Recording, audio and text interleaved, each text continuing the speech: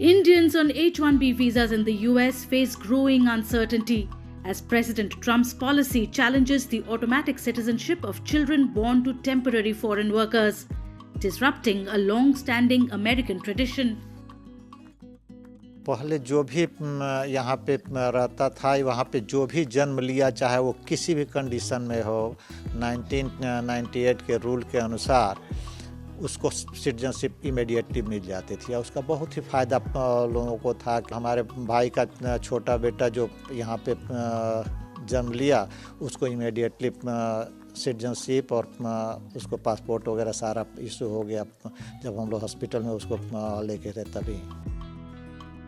While two federal judges have temporarily halted the policy redefining birthright citizenship, Trump's executive order continues to leave many families in uncertainty. कभी-कभी लगता है कि हम ना भारत के रहे, ना वही यूएस के रहे, ना कभी किसी देश के रहे। तो यही हम नहीं चाहते हैं कि यही हमारे बच्चों का भी हो, कि वो भारत से ना उन्होंने जन्म लिया भारत में, सारे उनकी सब चीज़ें, इवन हम लोग उनको ट्राई कर रहे हैं हर चीज़ देने का यहाँ, बट ना वो भारत के रहेंगे ना यूएस के रहेंगे। तो फिर वो लिम्बो में रहेंगे और बीच में त्रिशंकु रहेंगे। तो एक पेरेंट को जो जिस वजह से हम मिडिल एज जो पेरेंट्स हम यहाँ मूव करते हैं, तो उनके लिए बड़ा दुखदायी रहेगा। Legal experts emphasize that the executive order restricts citizenship for newborns of H-1B holders. So सबसे ज़्यादा असर उन लोगों पे होगा जो यूएस में सिटीजन्स नहीं हैं, ठीक है। तो ये बर्थ राइट सिटीजनशिप का जो एग्जीक्यूटिव ऑर्डर जो निकला है, ठीक है, वो सबसे ज़्यादा असर उन लोगों पे करता है जैसे जो यहाँ विजिटर वीज़ा पे हैं, यहाँ जो लोग H-1B पे हैं, L-1 वीज़ा पे हैं, E वीज़ा पे हैं, ठीक है।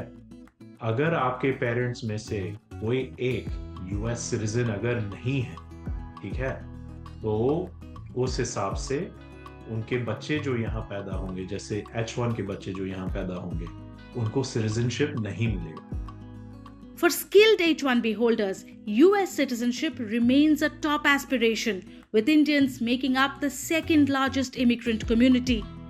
However, they face the longest wait times for green cards. हर कोई देश अपने सिटीजन्स या उनकी भलाई पहले देखेगा।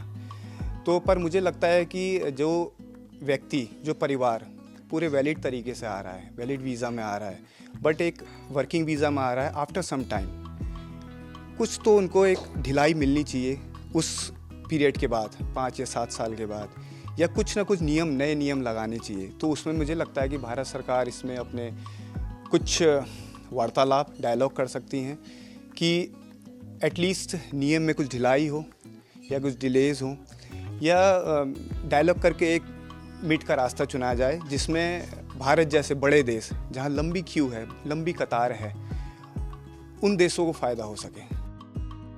However, for many H-1B holders, the primary concern is the future quality of life for their children born in the US.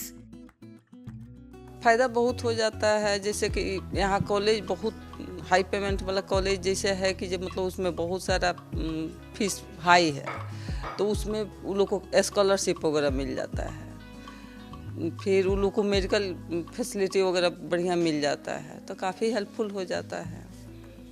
फिर citizen होने का बेनिफिट है कि उन लोग किसी भी कंट्री में जाता है तो उन लोग को वीज़ा वगैरह की स्टाम्प करवाने की ज़रूरत नहीं है, परेशानी नहीं होती है।